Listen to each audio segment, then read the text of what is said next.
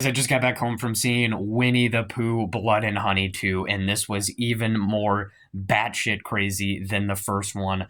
What an experience it was, much like the first one, but a definite step up and improvement from the first one, just in terms of production alone.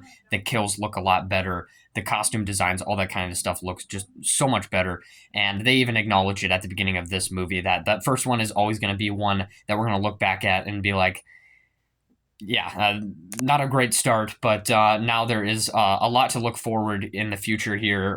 They're going to be pumping out a lot more movies within maybe by the end of this year and definitely going into next year with Pooniverse, which is going to assemble all the different characters together. We're going to get Bambi, Peter Pan, all that kind of stuff. It's going to be absolutely ridiculous, and I'm all in for it. I just eat these types of movies up because they're just crazy, ridiculous, and always just in for a ride with these types of movies. But yeah, I think this is a definite improvement, like I said, in just terms of production. But I think the acting is even a little bit better here.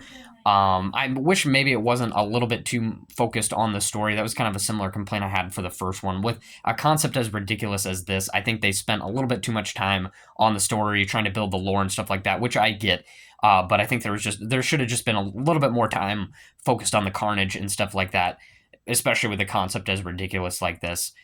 They just don't need to get that serious into it. But yeah, I think I'm gonna be in for a full review here, just because this is one of those movies where you really love to talk about it. And so yeah, stay tuned for that. Stay tuned for the Ghostbusters review and favorite movies of all time. I'm going to be getting started on this tomorrow. So yeah, make sure you guys stay tuned.